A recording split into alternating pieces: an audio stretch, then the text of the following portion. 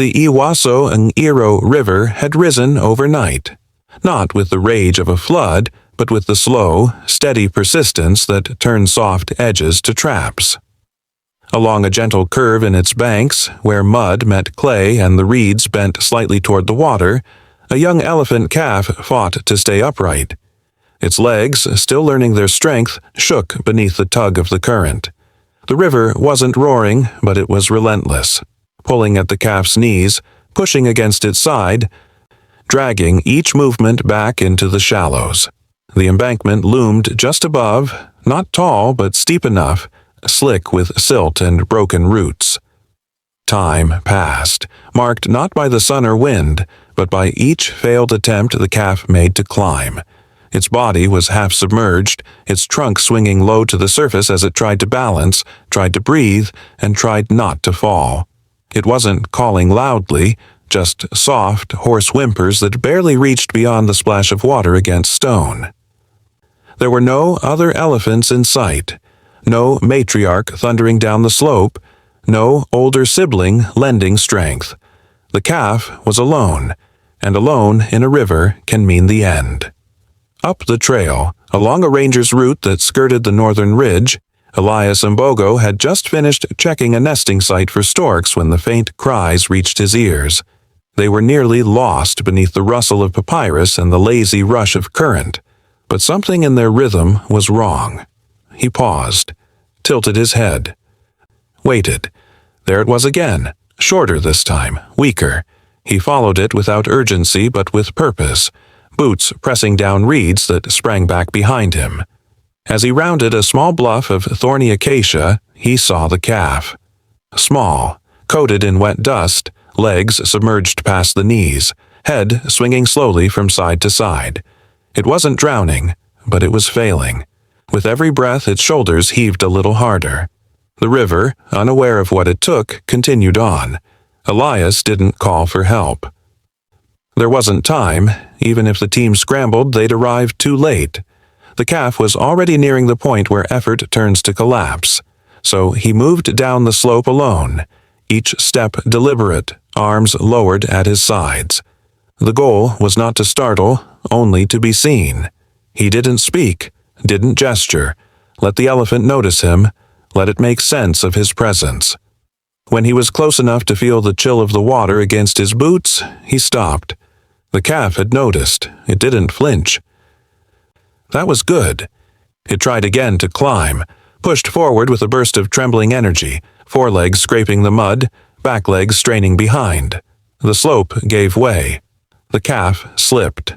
Its body hit the mud with a soft thud, and for a moment it didn't move. Then its ears fluttered slightly. A low sound escaped its chest, more exhale than cry. That moment, right there, was the measure of what was left in it. Not fear, not defiance, just fatigue, the kind that wins if left alone. Elias crouched, staying just out of reach, eyes scanning the terrain. The riverbank had no clear foothold, no obvious path to lead the calf to safety, and every minute meant more exhaustion, more risk. If the calf slipped sideways, if it turned into the deeper current just a few meters downstream, it would vanish. If it lay still too long, it would lose the strength to try again. Either way, its life is balanced on the edge of effort and time. He looked at the rock just behind the calf, an outcrop buried enough in the mud to hold weight. Slowly, he stepped onto it, then to the calf's rear, never touching. He let the elephant feel him nearby and gave it the space to trust or to run, but it didn't move, didn't resist. It knew nothing of his role, only that his presence didn't threaten. "It's okay," he whispered, a phrase too soft to alter fear, but perhaps enough to soften stillness. Then came the choice. Elias braced his feet, dug his heels in, and leaned forward. His hands touched the calf's lower back, not to shove, but to guide. Pressure, not force. Direction, not control. The calf lifted its head. Its trunk curled faintly. It tried again. One leg scraped forward. Another joined. Elias pushed, not hard, not rushed, just enough to shift the center of gravity. The front legs were made up first. The belly followed slowly, each inch earned with trembling limbs and gritted will. Mud slid beneath them both, but somehow the calf stayed upright. One back leg kicked free of the silt, then the other. The calf was out. It stood just above the waterline, sides heaving, trunk hanging like a tired rope. It didn't bolt, didn't flee, just stood there beside the man who now stepped back, letting it breathe. Its skin glistened with water and mud, ears heavy against its skull and tail hanging straight. For a few long seconds neither moved. Then the calf took one step forward and another, wobbly but sure. It was free, and it was alive. Behind them, the river didn't care. It would rise again tomorrow. It would take what it could and offer nothing back. But for now, one calf had escaped it. Not through luck, through timing, through softness, through one man who listened closely enough to hear something too quiet to matter until it did. The calf stood weakly above the waterline, barely upright, its legs trembling beneath the weight of its own body. Its trunk dragged slowly across the mud in quiet, uncertain circles, a gesture too tired to mean much of anything. Its ears hung limp and low, not alert but heavy with fatigue, and the sunlight caught the drying streaks of mud along its back where the river had clung, then receded. Every breath it took seemed to pull harder than the last, and though the danger of drowning had passed, the threat had only shifted. There was no sound of approach, no signs of its herd, and no faint vibration underfoot that might signal the return of a mother or a sibling or a distant matriarch. Only the calf's faint, breathy cries drifted through the gorge, echoing along the river walls and fading into the wind like unanswered questions. The emptiness that followed was louder than the noise had been. Ranger Elias Mbogo stood several paces behind, watching, waiting. The water level in the bend was still inching upward. Upstream, some shift was feeding the river more volume, and though it was still shallow near the bank, that would not last. The calf's energy was already dwindling, its muscles softening beneath the surface of effort, and if it was left to wander aimlessly now, its chances of survival would drop sharply. Without its herd, the calf would not last a day. It would be an easy target in the forest and no match for predators or exposure. But bringing it deeper inland would pose a different risk. If the mother returned and could not find her calf, she might abandon the search entirely, and if she returned to find a human too close to her calf, the situation could turn lethal in seconds. These decisions were never simple. There were no rehearsals for moments like this, no perfect blueprint to follow. Only the logic of presence, the weight of time, and the hope that intervention wouldn't cause more harm than help. Elias scanned the tree line again. Nothing. No birds were disturbed, no rustling branches, no wide, gray forms moving between the acacias. He moved slowly back toward the calf, approaching without speaking, lowering his posture. The calf had collapsed again, folding down into the dirt, chest rising and falling in a slow, shallow rhythm. It no longer cried, just rested, eyes blinking against the warm light, trunk curled loosely beside its body like a fallen rope.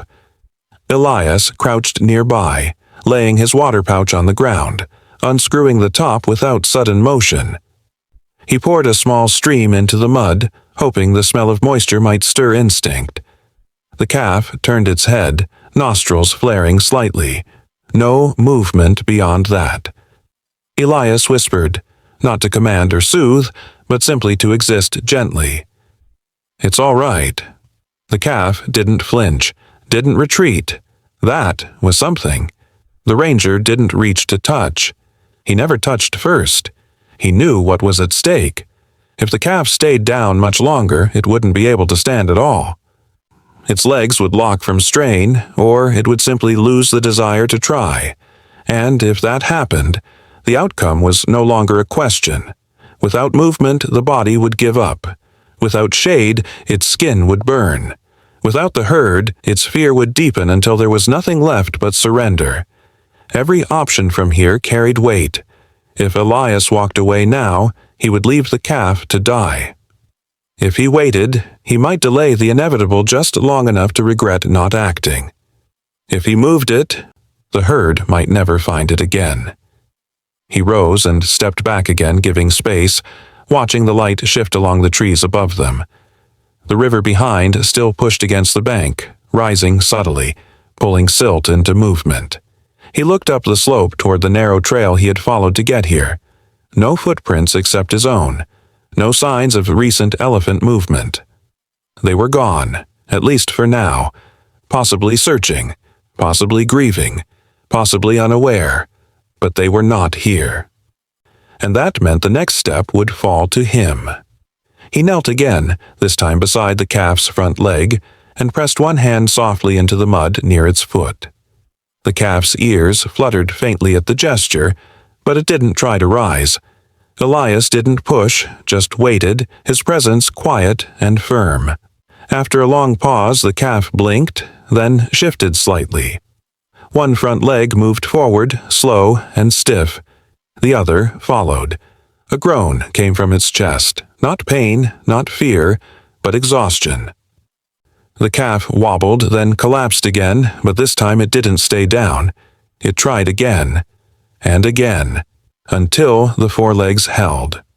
Elias rose to his feet but didn't move away. The back legs followed slowly, muscles trembling under the effort, and finally the calf stood once more. Not strong, but upright. Not ready, but willing. That was enough for now.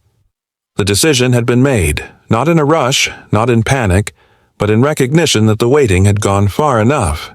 There was no sign of the herd. No sound in the gorge but the wind and the breath of a calf trying to stay in the world a little longer. And so, Elias made the only choice he could live with. He would stay close. He would lead slowly. And he would hope that whatever had been separated could one day be found again. For now, movement was survival, and survival was all that mattered. The decision settled quietly, like silt dropping beneath clear water. With no sign of the herd and the calf too weak to make it further alone, Elias knew he could no longer wait.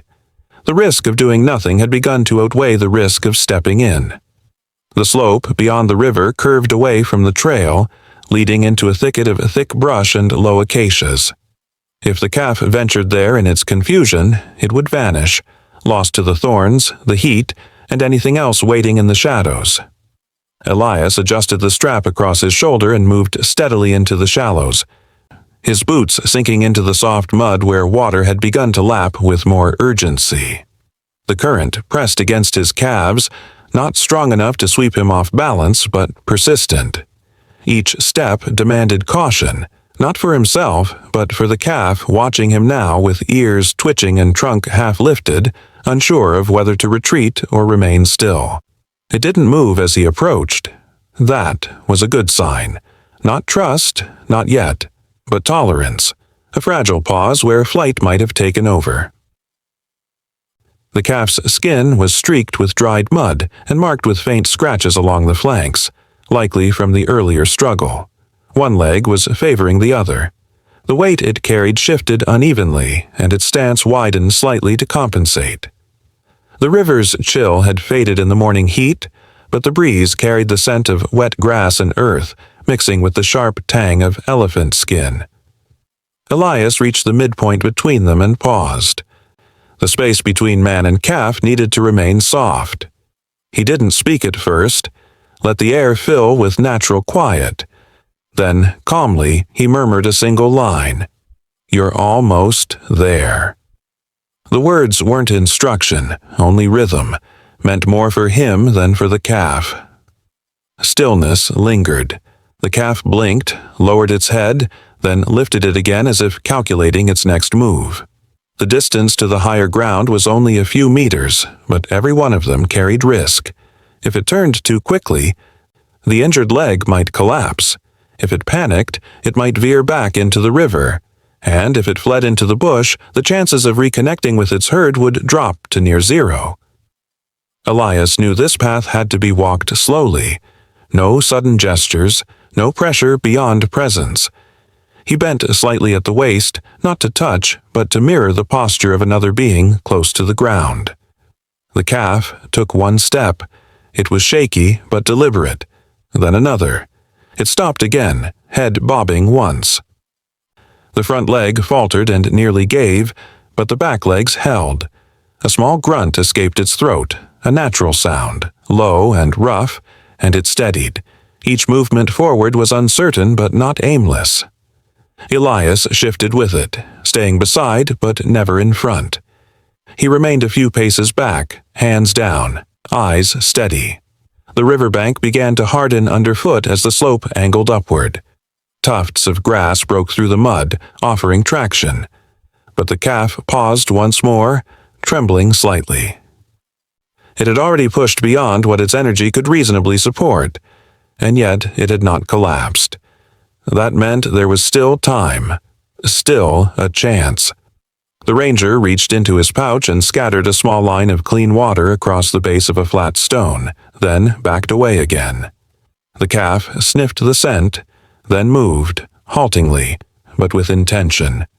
It placed one foot forward, leaned into it, then another.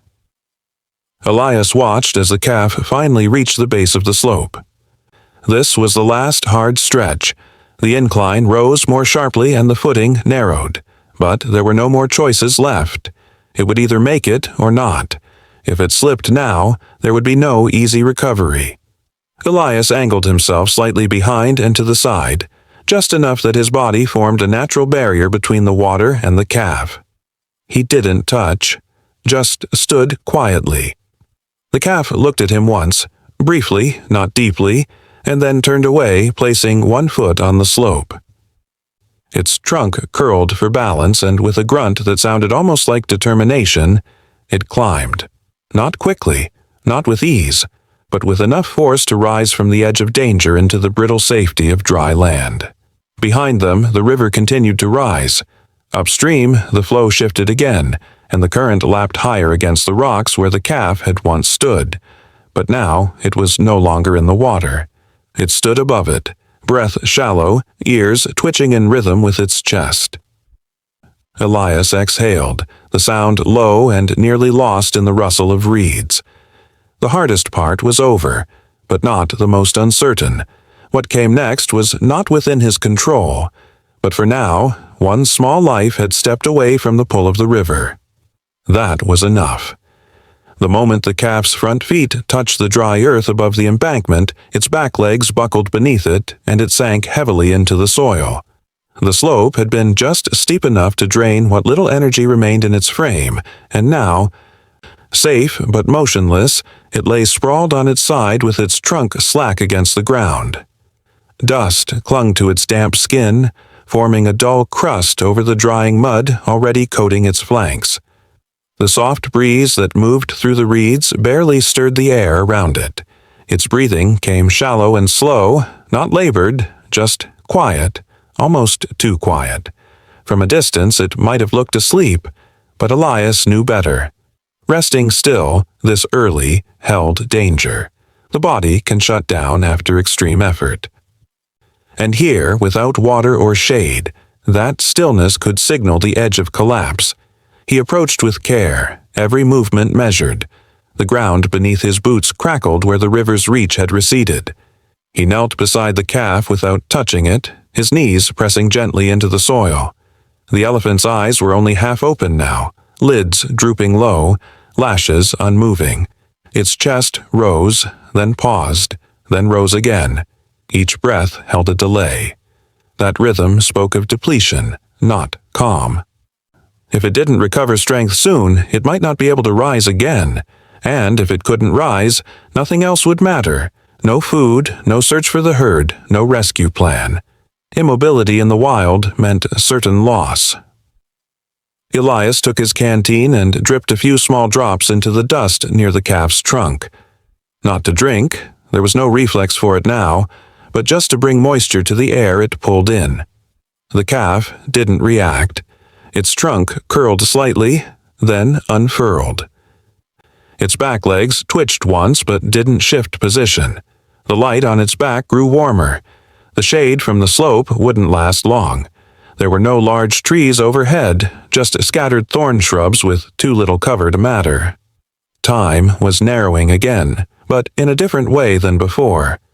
Not a sudden danger, just the slow, creeping certainty of consequences. He didn't speak this time. Not even a whisper, just breathed with it, waited with it. A minute passed, then another, then a slight movement, small but clear. The calf pulled one leg closer to its body. The other followed clumsily. Its head lifted a few inches before dropping again, not hard, just tired. Elias leaned back, allowing it space. What it chose next would be its own. Pushing too soon could do more harm than good. The air around them had grown very still, the kind of silence that doesn't announce itself but arrives all at once. The wind paused. The river below made only a distant murmur now. There was nothing in the world but this patch of dust, this calf, and the question of what strength remained inside it. Then the calf made another move, pressing one foot beneath its body, tucking the other closer.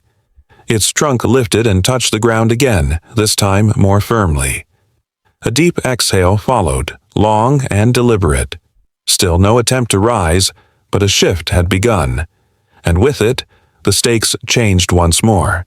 If it tried to stand now and failed, it could fall in a way that caused injury. But if it never tried, it would surrender to the stillness entirely. Elias remained crouched, still as the dust around him. He watched for signs, muscle tension, eye movement, breath cadence. The calf's ears gave the smallest flutter, just enough to stir the flies. Another leg inched forward, then a pause, then a stronger movement. Its forelimbs braced, pushing against the weight of its torso. Slowly, it lifted part way, not fully upright, but enough to shift its posture into a kneeling stance. It held there, shivering slightly as though caught between two instincts, rest and rise. There was no sound in the moment, no words. Just breathe, just waiting. And then, with one final push from the back legs, slow and uneven, the calf rose. Unsteady, yes, but standing. Its trunk dangled low, its chest heaved, but it was no longer on the ground. It stood now under its own weight, however fragile that stance might be. That, in itself, was everything. Behind them, the reeds along the river swayed slightly as the breeze returned. The current moved past as it always did, unaware of what had happened on its banks. The sun drifted westward, pulling shadows longer across the slope, and beside the calf, Elias stood once more, not intervening, just bearing witness, as the animal blinked into the fading light and breathed again. The wind had quieted again, leaving only the low sound of the calf's breath and the faint rustle of reeds brushing together at the river's edge. It stood now in a still daze, legs locked but trembling, head low, trunk hanging as if unsure what to do next. Elias remained nearby, hands loose at his sides, body still, not inviting closeness but offering no threat either. The calf didn't acknowledge him anymore. It had drifted into that suspended space of exhaustion where time folds in on itself, neither resting nor alert, just present. The sun had begun its descent, casting long, soft shadows across the clearing and warming the dust with a fading golden light. For a moment, it seemed the day would end like this. The calf standing quietly on uncertain ground, its fate still uncertain, its herd still absent. But then something subtle shifted beneath the surface of that silence. At first, it was only a change in the weight of the air, something thickening, as if pressure had lowered without warning. Elias felt it before he heard anything. The earth under his feet gave a faint rhythmic pulse. It wasn't a sound, but a sensation, a muted vibration like distant drums buried under layers of ground. The calf felt it too. Its ears twitched. Not the lazy flutter of flies, but a sharp, instinctive flick. It didn't move its feet, but its posture lifted slightly. The breath caught in its chest. Then came another tremor, barely perceptible, but unmistakable. The ranger didn't shift his stance. He'd felt this before, not often, but enough to recognize what it meant. Something large was moving, not one, but many. Still out of sight, still far enough not to stir dust, but coming. The calf turned its head slightly toward the east, away from the river, toward the denser line of trees that marked the boundary between open scrub and deeper bush. It didn't call out, just stared. The tremors grew steadier now, not loud, not thunderous, but clear. A pattern that could only belong to one kind of movement in this part of the world. A herd, slow, purposeful, and wide. If they had been charging, the sound would be different. More violent, more chaotic, but this was something else. They were approaching with caution, with weight, with presence. The kind that reshapes the air before the eyes can catch up. Elias took a few slow steps back, placing more distance between himself and the calf. His hands remained lowered. The last thing he could afford now was to be seen as a threat, not to the calf, and certainly not to what was coming. His breath slowed to match the rhythm beneath him. Still, he saw nothing, but he knew they were there, moving just beyond view, silent not by nature, but by choice. Elephants do not always trumpet or rush. Sometimes they return in silence. Sometimes the earth speaks for them long before they make themselves seen. A shift in the brush broke the stillness. Not abrupt, just the parting of tall grass, the creak of a branch easing under weight. Then, finally, forms began to emerge. Large, dark silhouettes against the copper light. One by one, they appeared from the tree line. Not in a line, but in a wide arc. Their ears spread and their trunks lowered. Their pace was slow and deliberate. The matriarch came first, massive and weathered, her tusks long and worn. Behind her, others followed, young bulls, mothers, and calves. Their eyes were fixed not on the ranger, but on the one who had been missing. The little one. The shape that did not move from the dust. The calf didn't cry. It didn't run. It only watched. Legs still trembling, ears twitching, breath rapid.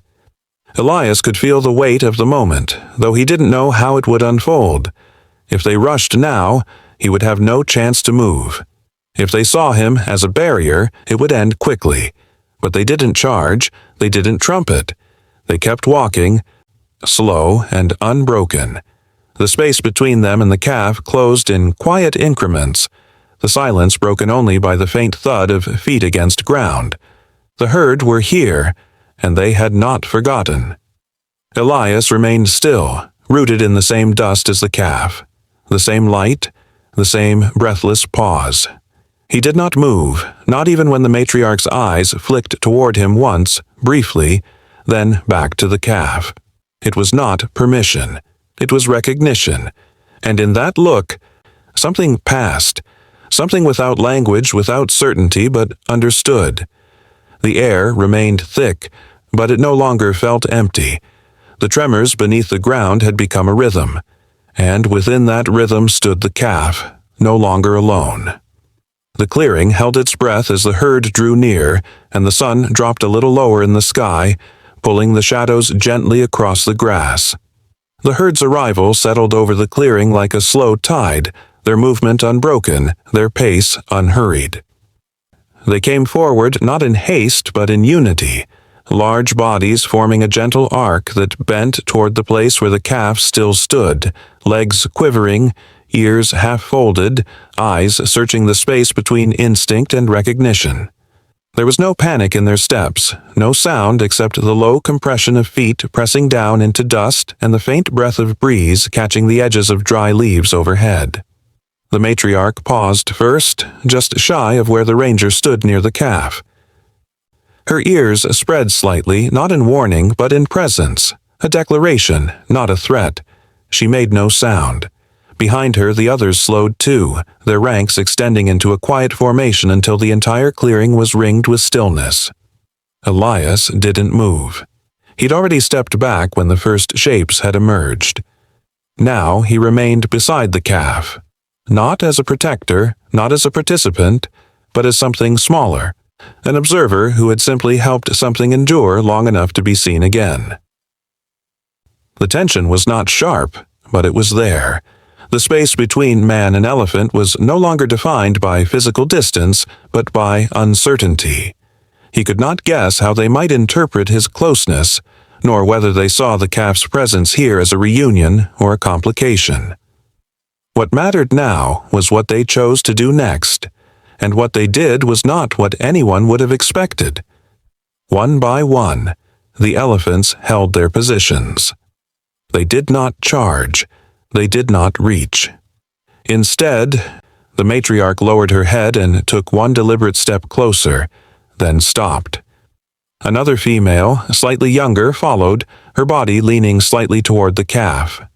A third moved in near Elias's left, eyes on the calf, trunk sweeping the ground slowly. They didn't press in.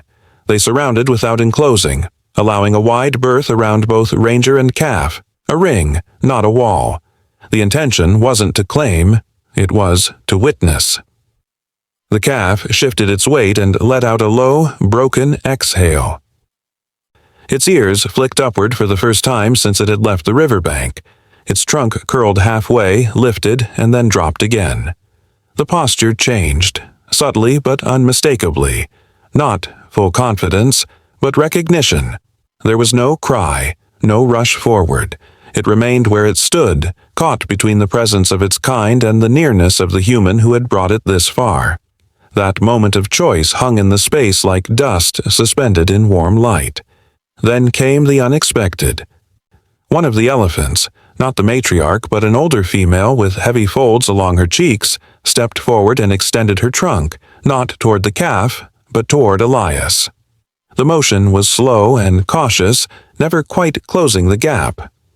She paused with the tip of her trunk hovering no more than a few feet from where he stood. It wasn't a gesture of curiosity.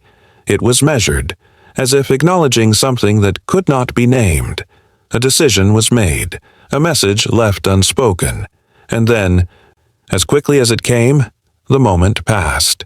She withdrew and turned her attention to the calf, brushing the space beside it with her trunk once, gently, then stepping back. The circle held. No one moved closer. No one forced a reunion. Instead, they stood, forming a quiet barrier between the past hour and what came next. The calf turned its head from side to side, looking at each face in turn.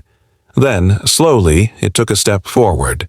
Toward them, not away. Another followed, and another. It passed the place where Elias had stood, his body now still and motionless, his presence no longer central. The calf walked, wavering but willing, until it reached the space just inside the circle and stood beside one of the younger elephants who reached out briefly to touch its back with the edge of her trunk. Nothing more was needed. The decision had been made not in sound, but in silence. Elias stepped back, this time farther, retreating without turning his back, his role now over. The herd did not watch him go. Their circle shifted to allow the calf inside fully. Their purpose now belonged to each other. The air was still warm, though the sun had dipped lower behind the ridge, sending long shadows stretching like ribbons across the clearing. A few strands of grass rustled at the edge of the ring. A breeze passed through but carried no urgency. Just the hush of something returned, something seen, something held. The circle held steady, unmoving. As the light faded further across the clearing, the calf stood inside it now, smaller than them all, but no longer alone. Its legs had stopped trembling, though its posture still carried the weight of uncertainty. It hadn't reached for any one individual, but it had allowed itself to remain within the herd's silent boundary. Elias, now standing farther off than before, watched with measured stillness, knowing the next moment would not belong to him. The matriarch, aged and deliberate, stepped forward from the ring. Her ears flared slightly before folding in again, a signal not of alarm, but of intention. She moved with the calm that came from years of choosing patience over force, her footsteps slow, heavy, and precise. She paused in front of the calf, her body towering, yet her trunk lowered gently, like rain meeting dry earth. The calf didn't flinch. It stood in place, breathing steadily, eyes fixed on the ground ahead. The matriarch extended her trunk, brushing just behind the calf's shoulder. Not a prod, not a pull, just contact. A low, soft exhale slipped from the older elephant's chest, audible only to those closest. The calf swayed slightly, then leaned into the touch. It didn't fall. It didn't run. It stood taller. The matriarch pulled back and waited, and then, slowly, with a measured stretch of its legs, the calf straightened. Not fully, not with confidence, but enough. Enough to shift its weight and reposition its stance until it stood square again, small and upright under the gaze of its elders. That one motion, returning to posture, was the clearest sign that whatever had splintered earlier had begun to knit back together. Another female approached now, this one younger, her sides streaked with pale dust. She circled behind the calf, letting her body form a soft barrier from the rear. Then another came, positioning near the side. None of them reached again. None of them spoke in trumpets or cries. The language was in their placement, how they held the space around the calf without touching too much, without rushing in. The herd was not reclaiming. It was receiving. Elias remained motionless, his presence now peripheral but still acknowledged. The matriarch turned slightly toward him, not with threat, but with the quiet intensity only elephants carry in their eyes. There was no sound, no movement, no challenge, just presence. Around him, the herd expanded its formation until he stood at the edge of their protective ring. They did not close in. They did not force him back. They simply included him in their stillness, as if the circle had widened not to defend but to honor. It was not gratitude. Animals do not gesture in human ways, but there was something exchanged in the quiet, an allowance perhaps for the role he had played, a recognition of having done enough, and then stepping back when it mattered most. The calf shifted again, then leaned lightly against the younger female to its right. It didn't collapse, only rested, a single shoulder brushing the larger flank. And in that soft contact, the smallest hum of comfort passed between them, neither dramatic nor symbolic, but real, the kind of grounding only kin can offer, the kind that gives strength where words cannot. The herd remained gathered in stillness, encircling not only the calf but also the space where fear had been, and without fanfare, without motion, that fear began to dissolve. The wind returned as a whisper, stirring the taller grass at the clearing's edge. The day had cooled, its harshness eased by distance. Overhead, the sky began to shift to evening, no longer bright but not yet dark. Elias exhaled softly and stepped back once more, knowing now the story was no longer his to hold. He turned without rush, following the same narrow trail that had brought him here. Behind him, the herd did not follow. They remained where they stood, holding the calf in quiet unity. The circle would break eventually, as all things do, but not yet. Not while the sun still lit the dust in gold. Not while there was still light enough to remember how far one life had come. The air had grown cooler, edged with the stillness that follows when something has passed, not with urgency, but with finality. The calf remained inside the ring of bodies, smaller but no longer trembling, flanked now by the quiet forms of its kind. They stood close enough to share warmth but not too tight to confine. The matriarch, who had led the return, shifted her weight and turned slightly toward the path that cut between the acacias. The message was unspoken but clear. It was time to go. The danger had passed, and the calf had been claimed. Not with noise or display, but with presence. As the herd began to move, the earth stirred beneath them again. That familiar low thrum of feet pressing into soil with rhythm and weight. Dust lifted and settled in soft clouds, trailing their slow, deliberate departure. The calf followed without resistance. Its gait was uneven but willing, each step steadier than the last. No calls were exchanged. No lingering gestures marked the farewell. The only sound was the rustle of branches parting under wide bodies and the soft exhale of breath through trunks. Elias remained on the rise above the clearing, a few meters back from where the circle had once enclosed him. He watched without stepping forward, letting the distance hold. His presence no longer served a purpose, not now that the outcome had turned. The calf had made its choice. The herd had made theirs. And in that quiet conclusion, the weight of the day settled into something he wouldn't name but would carry.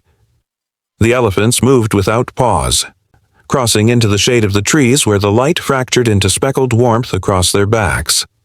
Each figure disappeared one by one, absorbed by the landscape, until only two shapes remained at the edge of the clearing, one younger, still watching the calf's steps, and the older matriarch who had led the silent procession.